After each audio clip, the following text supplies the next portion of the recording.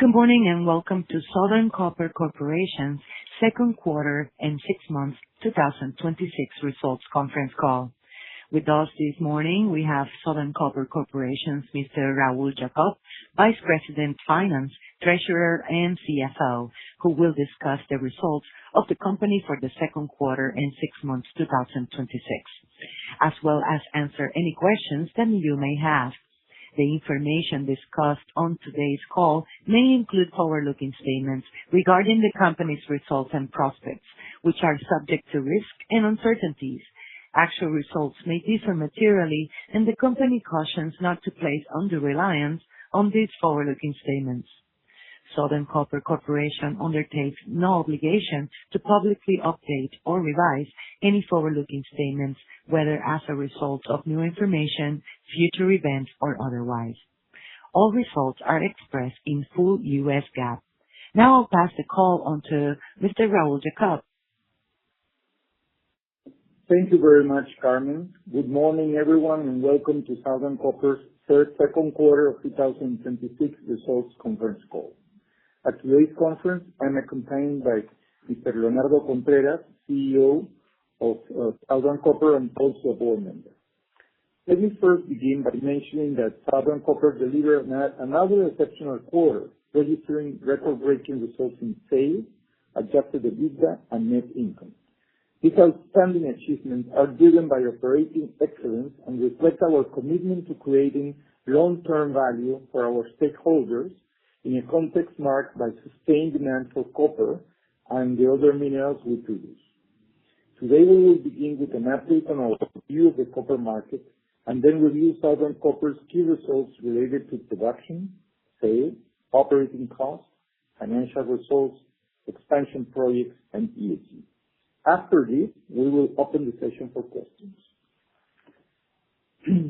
The London Metal Exchange copper price increased 40% from an average of $4.32 per pound in the second quarter of 2025 to $6.04 this past quarter. In the COMEX market, we saw a 31% increase with an average of $6.16 per pound this quarter. Based on current supply and demand dynamics, we estimate a slight copper market deficit for 2026. Copper inventories worldwide, the total combined stock in London Metal Exchange, COMEX, Shanghai, and London warehouses, that the sum of these inventories stood at 1,123,000 tons as of yesterday, July 21st. We estimate that this inventory can currently cover approximately 15 days of global demand. Now let's look at Southern Copper's production for the past quarter. Copper represented 73% of our sales in the second quarter of 2026. Copper production registered a decrease of 3.5% compared to a trend in the second quarter of last year, standing at 230,662 tons this past quarter. Our quarterly result reflects a 12% drop in production in Peru, mainly attributable to lower ore grades and recoveries at both Toquepala and Cuajone. However, these results were partially offset by an increase in production at our Mexican operation of 3.2%, which was driven by higher production at our Buenavista, La Caridad, and IMSA mines. For 2026, we expect to produce 917,000 tons of copper, an increase of about 1% over our initial plan. For molybdenum, it represented 11% of our sales in the second quarter and is currently our first byproduct.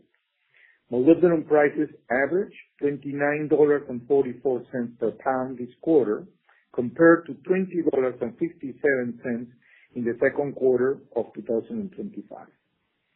This represents an increase of 43%. Molybdenum production dropped 11% in the second quarter of this year compared to the same period of last year. This was mainly driven by a decrease in production at all our mines. due to lower ore grades. In 2026, we expect to produce 27,900 tons of molybdenum. This is 7% above our initial plan. For silver, it represented 9% of the company's sales value in the second quarter of this year.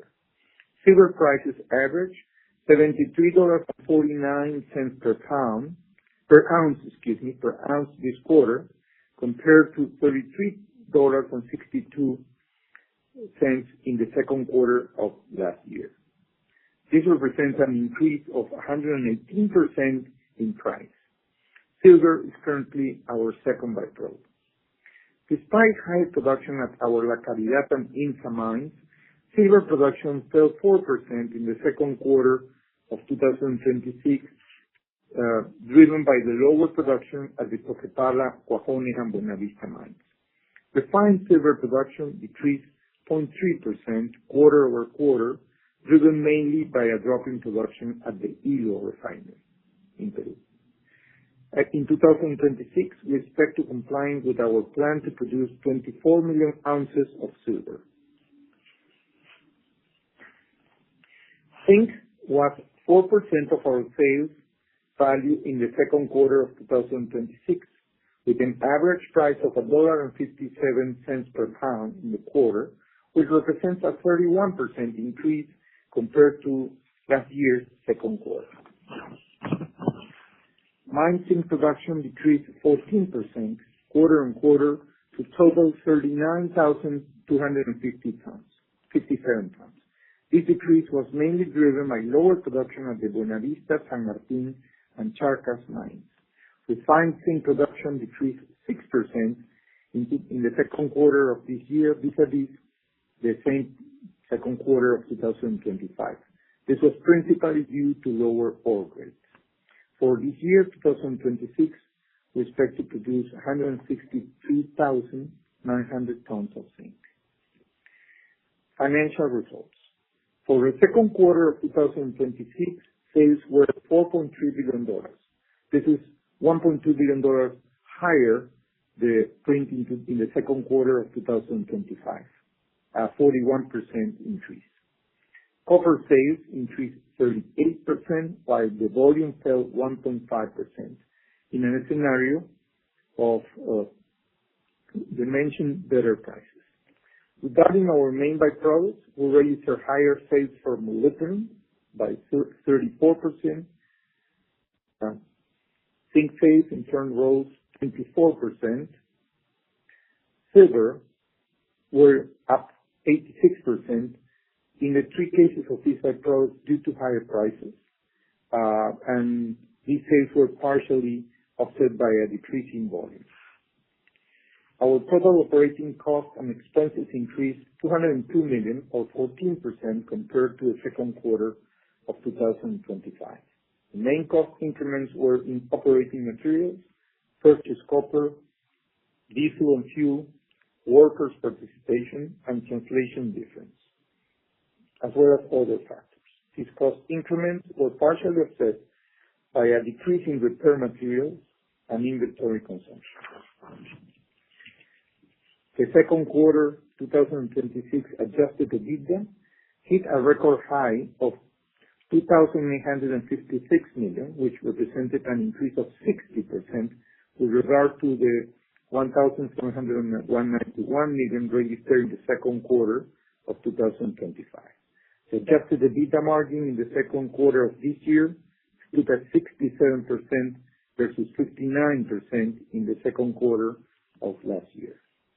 Adjusted EBITDA year to date was $5,569 million, which is 58% higher than the printing in the 6 months of 2025.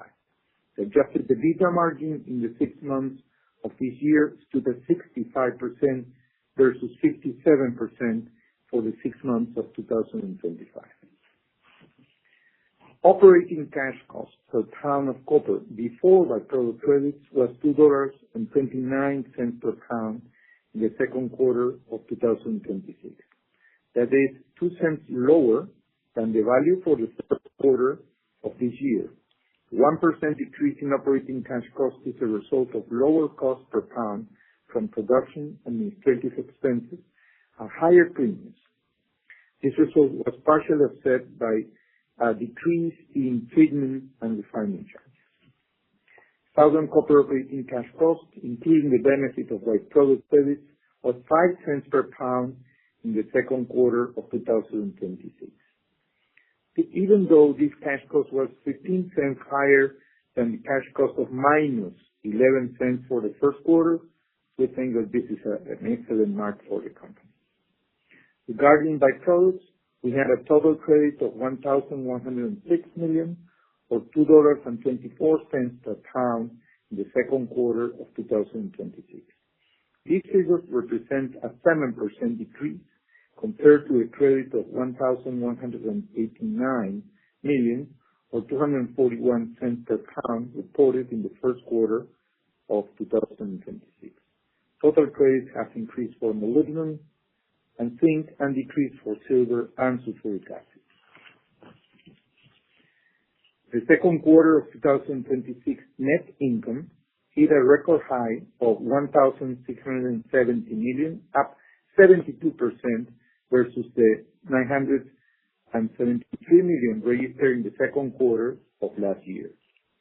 This was the result of higher net sales, mainly the result of higher net sales and the cost control measures that we impose in our operations. The net income margin in the second quarter of 2026 stood at 39% versus 32% in the second quarter of 2025. On a year-to-date basis, net income was 69% higher than in 2025 due to higher net sales. Cash flow from operating activities in the 6 months of this year was $3,683 million, which represents an increase of 117% compared to the $1,698 million posted in the 6 months of last year. This improvement was attributable to a strong cash generation at our operations, which was driven by higher sales and a decrease of $719 million in operating assets and liability requirements. This year, on June 24th, the company issued $1.25 billion in a 10-year fixed rate senior unsecured notes. This debt is due in 2036 with an annual interest rate of 5.35%. Demand for the notes was $4 billion, which was 3.2 times greater than the total issuance amount.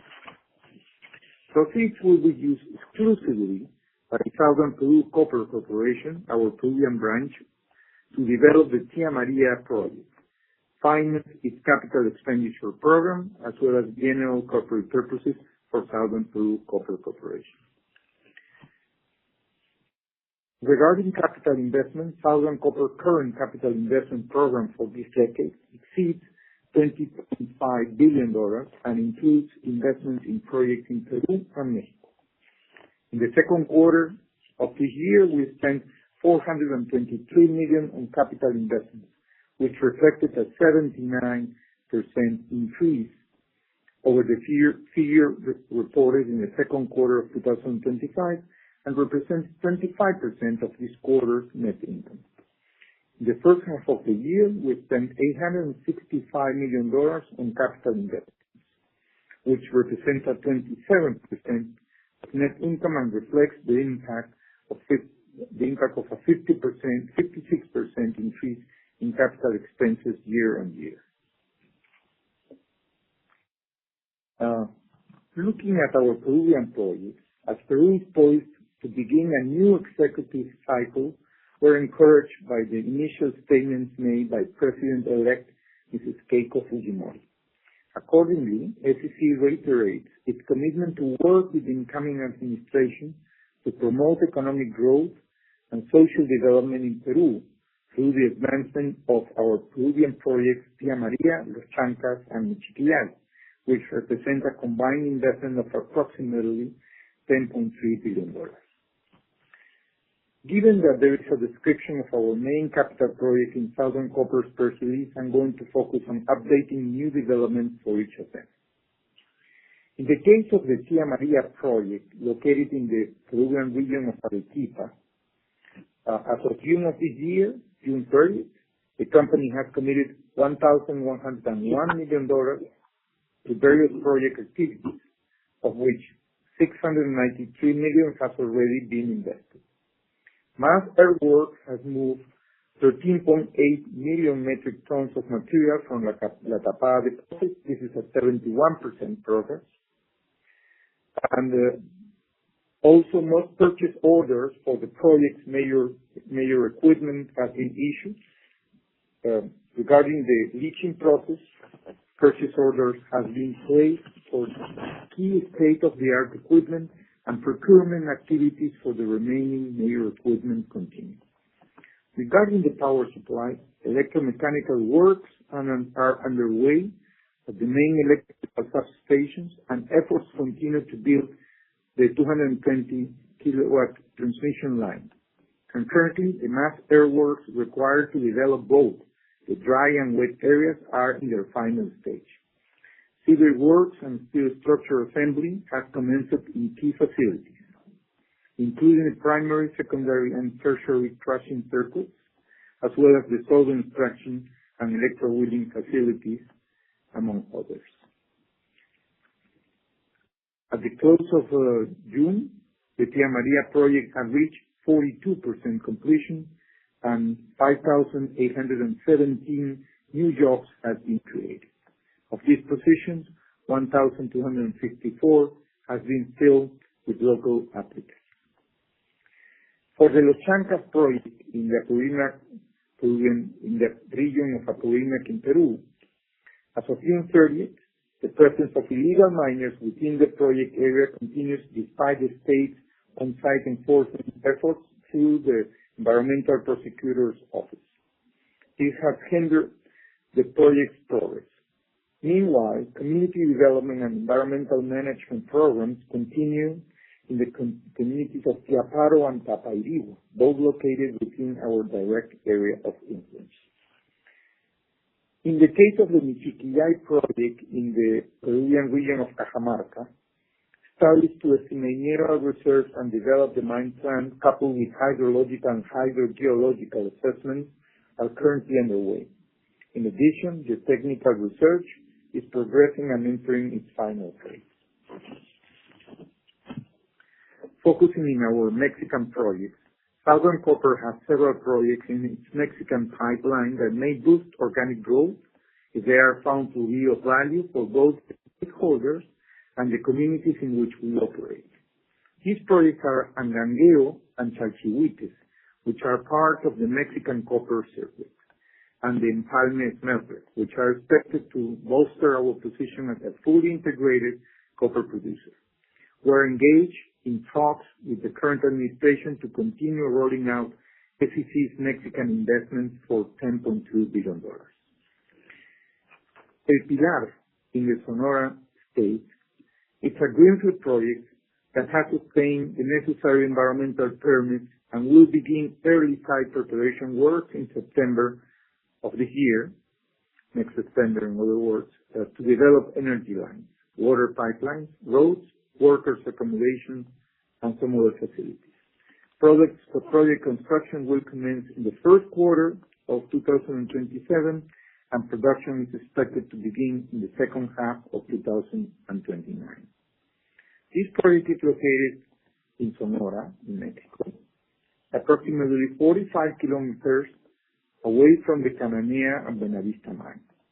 Its copper oxide mineralization contains estimated proven and probable reserves of 317 million tons of ore with an average copper grade of 0.249% and a life mine of 18 years. It will operate as an open pit mine with annual production capacity of 36,000 tons of copper cathode, utilizing cost-efficient and environmentally friendly FXCW technology. FXCW stands for solvent extraction and electrowinning. With an investment of $551 million, this project will employ a direct workforce of 450 people during the construction phase and 300 during the operational phase. For environmental, social, and corporate governance, or ESG practices, over the last 5 years, we have reported several times on the Curajahuira Dam, located in the Candarave area in southern Peru. This is in the Tacna region in Peru.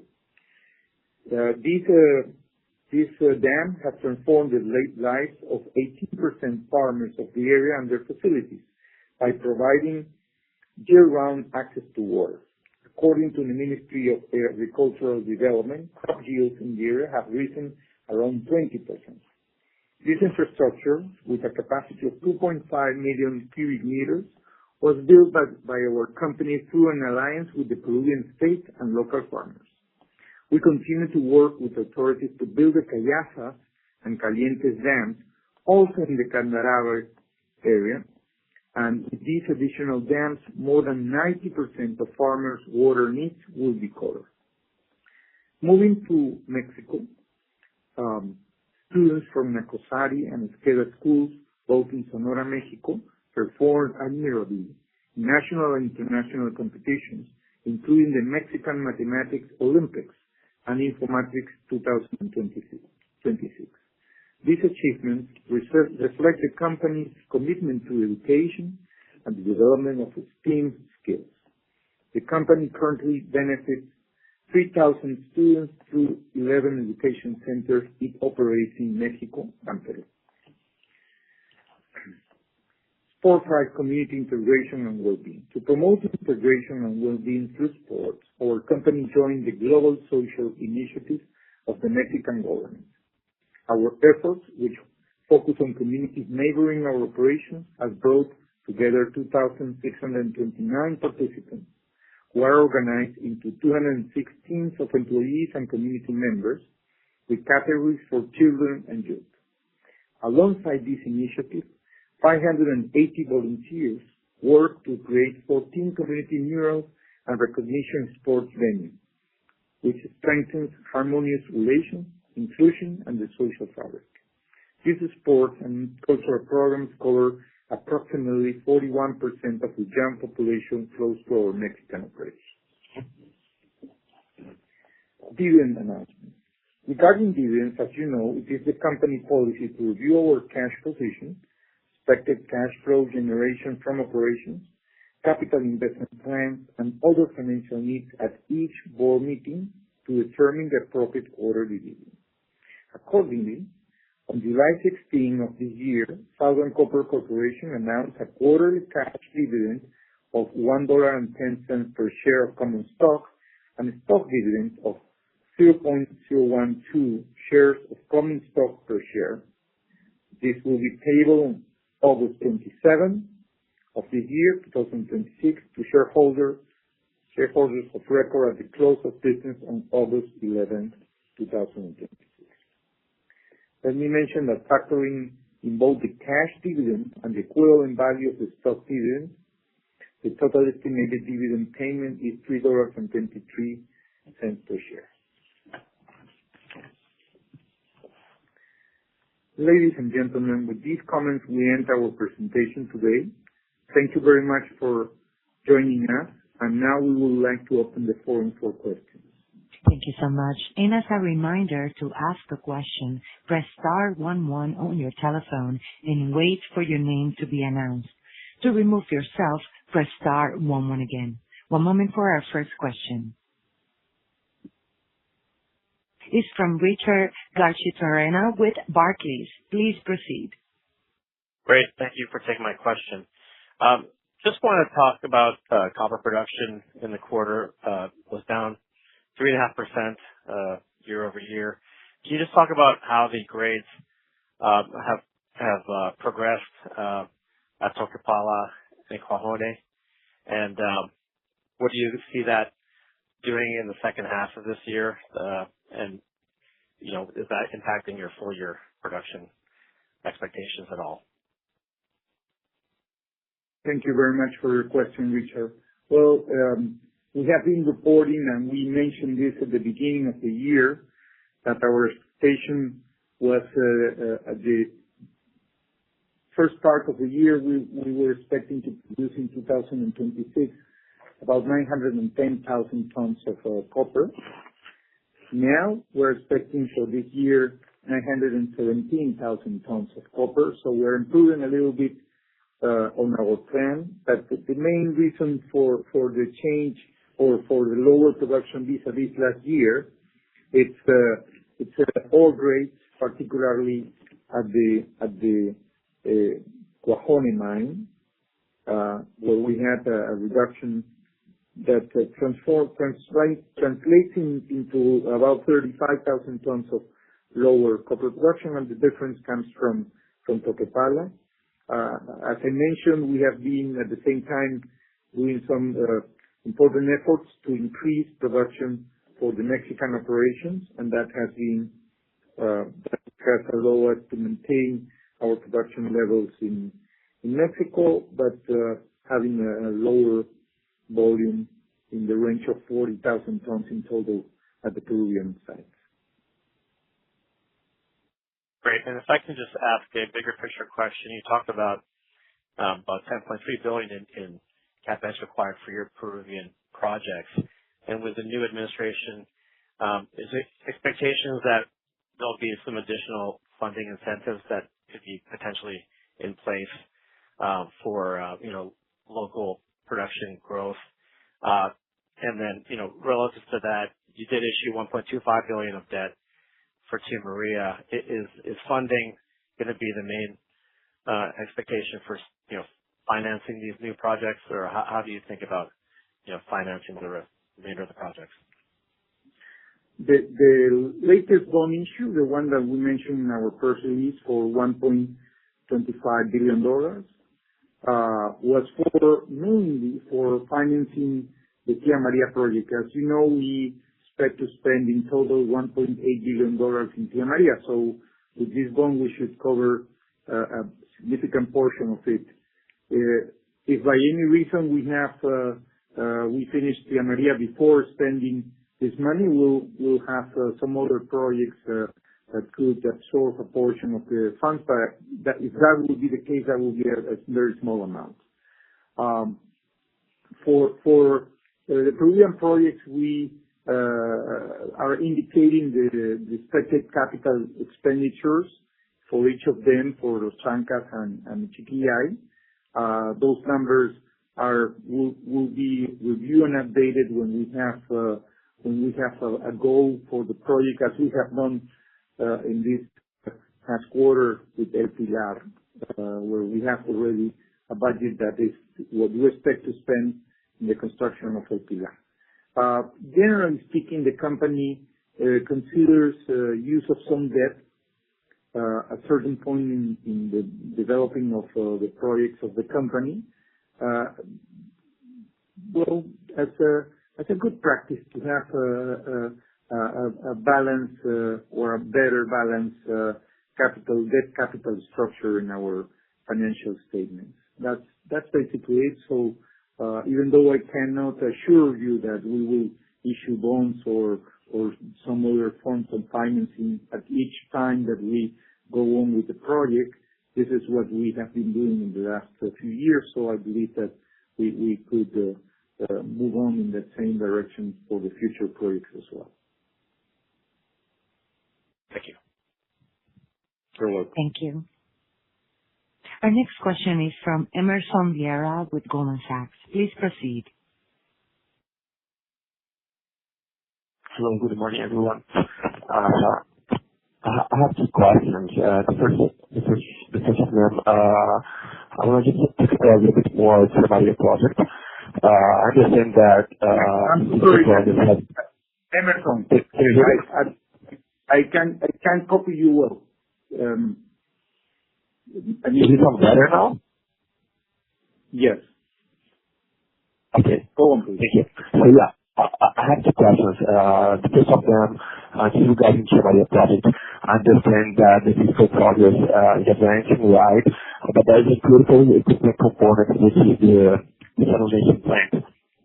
So I just wanted to double check. Emerson, please I think, sorry for saying this, but could you separate a little bit your from the microphone because it doesn't copy you well. Okay. How about now? Better? Excellent. Okay. Thank you. Yeah, got an issue here with the mic. So yeah, I have two questions. First of them on the project, on Tia Maria specifically. It's good to see that physical progress is advancing, but I understand there's a critical component which is the desalination plant. So I wanted just to double check if the order to purchase that equipment has already happened, and if not, if this is a risk for delaying the project. If I recall well, last quarter was mentioned start up in the third quarter of 2027, and in this press release, the company mentioned start up in the second half. So just trying to understand if you guys see risk of some delays in the project. That's for Tia Maria. Also on the Mexican project, Pilar, just trying to understand here if the company was able to obtain the water license that was expired. You mentioned that all environmental licenses have been obtained, but just double checking if everything is indeed well placed to start the early works. So this is on the project, and then I have just another question, but I will do later on. Okay. Let me start by Pilar, because that's the easiest to answer. We already have the license, the water license renewed, so we're ready to go, and that's why we are reporting it, begin initial works of construction in September, and then a full construction process in the first quarter of next year. For Tia Maria, well, there are several. We are putting purchase orders and doing the proper contacts to different suppliers of the major parts of equipment, among them the desal plant. For now, we don't expect a delay in the project. That's what we're reporting.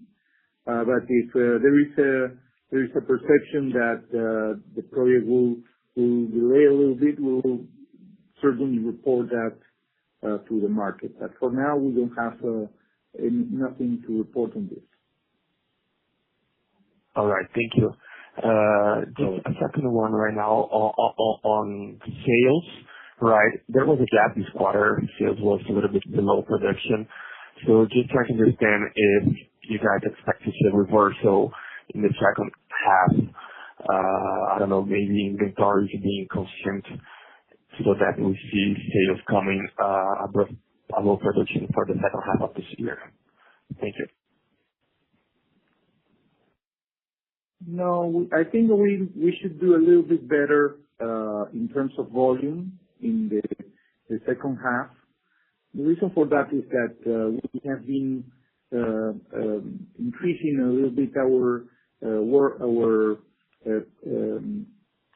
material process at our operations in the first half of the year. So I expect that metal to show up and being available for sales at certain point in the second half of this year. So that's my personal view. For now, we are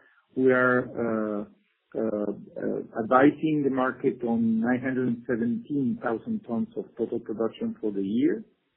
So that's basically what we're thinking now. Okay, thank you. Very helpful. Thank you. Our next question comes from Rafael Barcelos with Bradesco BBI. Please proceed. Good morning, and thanks for taking my questions. So the first question, I just wanted to get your views on the overall political environment in Peru. I mean, we are about to start a new government, so if you can give your broad view on what can change going forward on the regulatory backdrop. And on top of that, if you can comment specifically about two projects, right? Of course, the first one, Tia Maria, what any change for the project. And I understood from your last from the last question that you see Tia Maria on track. I just wanted to get more insights on where are the main risks for us to keep an eye on here on the execution of the project. Particularly because 2027 is a key year in terms of CapEx disbursement, right? So I just wanted to understand where do you see the risks. And in the case of Los Chancas, also in this context on the political environment, I mean, you've been facing these illegal mining activities, right? So just wanted also to understand how can those things change it given the new government. And as a second question, can you comment a bit more on the outlook that you see for copper and byproducts production for the second half and for the second half of the year and 2027? I mean, I'm understanding that you have a chance to beat the previous guidance for the year, which was 911,000 tons, right? But I just wanted to understand how does it change your view for 27 as well. Thank you. Okay. Thank you for your questions, Rafael. On the political environment, well, we see we have to review the plan that was presented by the elected president for the elections for Keiko Fujimori. It was very they are considering several initiatives that we believe will be positive for the mining industry in Peru, in general for the economy, but particularly in the mining industry. I think that at the same time, the priorities that the incoming administration have mentioned are important because one of them is the fight to illegal mining, which is something that is affecting us on Los Chancas. So we believe that some initiatives that are twofold: a new law for artisan mining, which is something that is widespread in Peru and has centuries of activities being through a strong mining country. So for that, I think that we'll see some positive developments. Some of them will be favorable for Los Chancas, we believe so. For the Tia Maria project deployment, I think that the risks are the usual ones that you may expect for a project under construction, even though we have reviewed very detailed, with very strong detail, all the matters that may impact the project. Well, sometimes things are not as expected, but for now, we don't see anything like that showing up. The social environment is positive for the project. We are working with the local population in several initiatives. There are, as we reported, significant amount of people from the area that in many cases were former protesters of the project or family of those persons, and they are okay. We are fine in that regard. I already comment on the what we're seeing, how we seeing right now the project. On the outlook for copper and byproducts for the second half, I mentioned already for this year our goals for the four materials that we copper, moly, silver, and sulfuric acid, and zinc and sulfuric acid. So you already have this information. For next year, for copper, we are expecting to produce more or less the same that we have this year.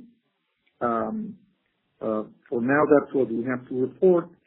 In 2028, we will, and with this, it will have for next year some help for. We expect to have it some help from Tia Maria's tonnage, hopefully in the later part of 2027. For 2028 and on, we expect Tía María to fill in and increase our production level to about 970,000 tons. In 2029, our copper production should be over 1 million tons, 1,060,000 tons. That's our current expectation. A portion of that will come from Tía María and from recoveries in all grades at Toquepala and Cuajone. And basically, in 2029, we will have the positive benefit of El Pilar and some other better ore grades at the Mexican operation. So we are very positive. As you know, our goal is to be over 1.6 million tons of copper by 2033, 2034, and that's what we are heading towards with organic growth in projects pretty much fully owned by the company. Thank you. Just as a follow-up, can you be more specific when you say about the expectations for a new or revision on the mining law in Peru, which sort of aspects you believe could improve in the medium term? No, it's more than reviewing the mining law. It's improving the security environment in the country. That by itself would be very useful for mining projects in Peru. Besides that, we expect the government to maintain the fiscal accounts in order. And on top of that, there has been some changes in the institutional arrangement of the country. We will have a Senate in Peru that we haven't had for over 30 years, and some other changes that will make the political environment much more stable. That's our expectations. We have to see what the elected President Fujimori proposes in her speech in July 28, when she will take over the position of president. That's when we'll see specifically what their goals are and have more clarity in this. But the general view is it's a positive one, as I mentioned. Okay, very clear. Thank you. Thank you very much. Thank you. Our next question is from David Feng with CICC. Please proceed. Hi, good morning, Hugo and team. Thanks for taking my question. My first question is a follow-up question on the new administration. We saw that the incoming administration has proposed distributing up to 40% of the mining canon directly to the residents in producing areas. So based on your experience in local communities in Peru, do you believe this would materially improve community acceptance, or could it make the existing community agreements more complicated? In this case, David, we will not comment on this until we see specifically what's the proposal. If it holds, that's the very first thing. If it will hold, or they have to review it, and that we will know that as the policies of the new administration are deployed. So for now, we don't have anything to comment on this. Okay, understood. And I have another question on the Tía María. So we saw that you have provided a cash cost estimate of $1.16 per pound, dollar per pound. Just would like to double confirm if it's after byproduct credits, and if so, what byproduct price assumptions underpin this estimate? And should we expect it to be a life of mine average cost, or cost can be reached at the initial years of the project, let's say 2008 or 2009? Okay. Tía María has no byproducts. So it's just copper, what we will be produced. And as you mentioned, the cash cost estimate that we have, it's $1.16. So it's 1.16. That's the cash cost that we have as an estimate right now. Hopefully, well, we have seen some changes in fuel prices and some other materials, but so far this is the estimate that we're looking at right now. Thank you so much. I'll pass it on. You're welcome. Thank you. And our next question is from John Tumazos with John Tumazos Very Independent Research. Please proceed. Thank you very much. I want to try to understand a little better some of the project delays. And maybe El Pilar is a simple one, just 36,000 tons copper production, smaller open pit. The predecessor, Mercator, bought it in 2009 for $40 million from Stingray. You bought it out for $100 million in 2015 from the Mercator bankruptcy. It's now 11 years that you've had it.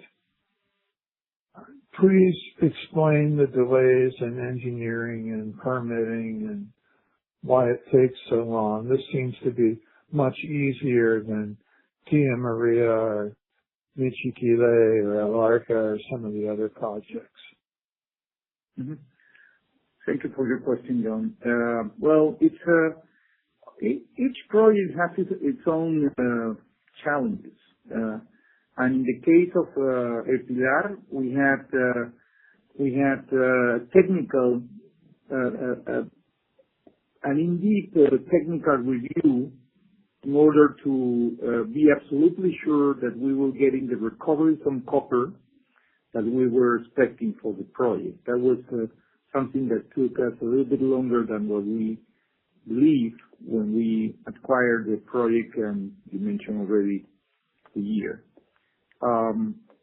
Besides this, in the meantime, we had to renew some of the permits that we have for the project, and we have finishing this process recently, and that's why our last board meeting, the project was presented for approval, and we got it. So that's why we're moving forward with it. So usually projects have different challenges. In this case, it was the very beginning, as I say, some technical issues that have to be quite clear before we go into the investment. And the second point is some permitting that, given the time that we spent in solving all technical issues, took a little bit longer as well. How much was the impact when Obrador wanted to halt the open pits in Mexico? Did that delay it? For us, it has not impact since we already have our concessions, including the open pit ones. And so there's no point on this. For instance, El Pilar is open pit, and we're fine moving forward with it with all the permitting for the project. Thank you. I wait many years, and I hope God gives me enough years to see everything get built. We hope so. Thank you. And thank you. And this concludes our Q&A session. I will pass it back to Raul Jacob for closing comments. Thank you, Carmen. So with this, we conclude our conference call for Southern Copper's second quarter 2026 results. We certainly appreciate your participation and hope to have you back with us when we report the third quarter of this year's results. Thank you very much for being with us today, and have a nice day. And this concludes today's conference. Thank you for participating, and you may now disconnect.